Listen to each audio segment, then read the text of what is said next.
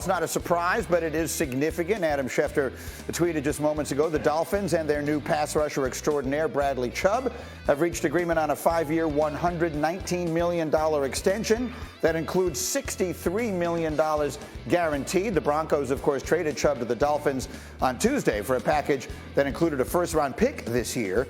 So Bradley Chubb signed, sealed, and delivered. Will he deliver a championship to Miami? We'll talk more about them in our second hour this morning. In the meantime, let's do Overreaction Thursday with our man Graziano. I'll say some things that I think people are saying, and then Graziano will tell us if those things are overreactions. Dan, if I were to say the Bears are going to finish ahead of the Packers in the NFC North, would that be an overreaction?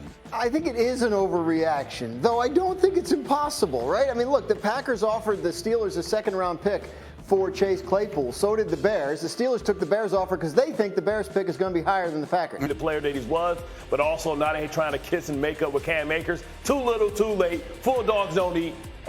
Barbecue chicken for the Rams. See if Tom Brady can gain his revenge. Hey, Dominic Foxworth, give me a bold prediction. I got P.J. Walker outplaying Joe Burrow. Joe Burrow obviously is going to struggle without Jamar Chase. And it seems like the Panthers, they have a really talented defense that seems to have a new reason to play. P.J. Walker also has been playing pretty well lately, and he's going up against a Bengals defense that has 4 cornerbacks on an injury report. Only one of them, Eli Apple, practiced yesterday, and he has a hamstring injury. So I got P.J. Walker outplaying Joe Burrow. I like it. Graziano, finish it up. A losing streak ends in Detroit on Sunday, but it's not the one you think. The Detroit Lions are going to beat the Green Bay Packers and end their losing streak and continue Green Bay's because, honestly, I don't know that Green Bay's defense is built to stop the Lions' offense, and I don't know if Green Bay's offense right now can outscore the Lions' offense when it's on. Here's what I'm envisioning, that the people in Green Bay right now, Aaron Rodgers and Matt LaFleur and everybody are watching, and they're saying, oh, my goodness, we've lost Graziano. Like he's been the guy on the Packers train for as long as I've known. I thought they were going to be good. So did they, by the way. If we've lost Dan, all hope is gone. The Packers did not make any moves before the trade deadline this week. Aaron Rodgers was asked about that yesterday. Obviously, the compensation or whatever players that we were going after, it just didn't make sense. So I trust Brian, and we had some good conversations.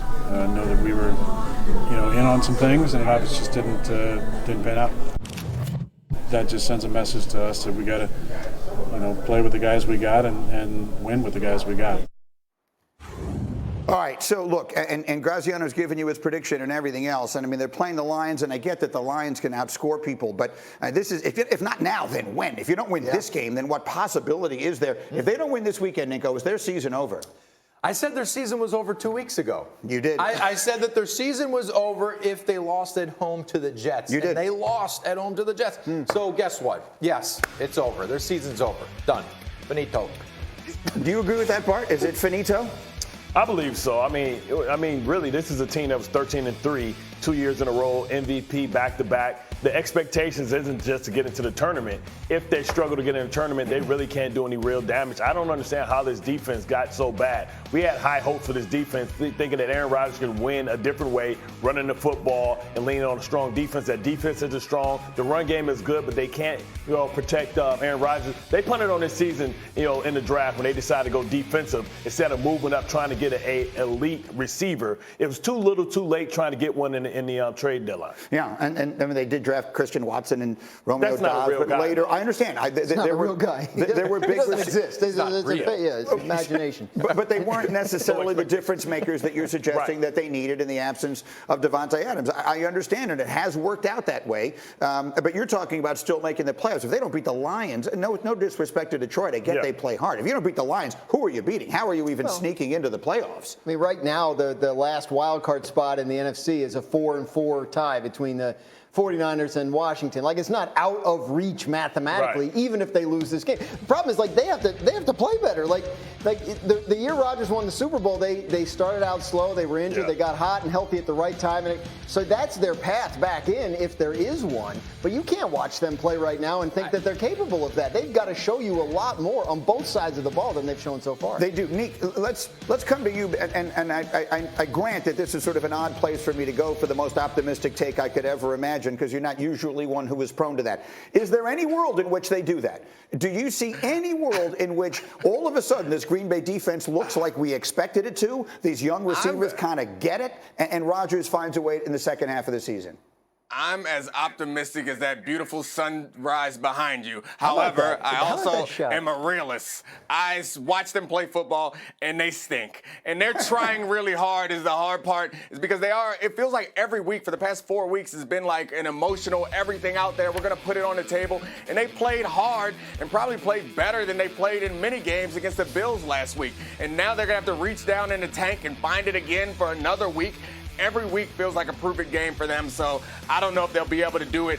Even if they win this week, I don't know if they have the emotional willpower for the rest of the season to keep playing like this, especially when it's clear that, well, I was going to say they don't have the talent, but they do have the talent. A lot of the teams that are ahead of them do not have rosters as impressive as theirs, but they still, for whatever reason, can't put it together on defense and can't get a consistent offensive production. So, yeah, I'm sorry, Greeny. I want to be optimistic for you, but nah, it's not going to work out for them.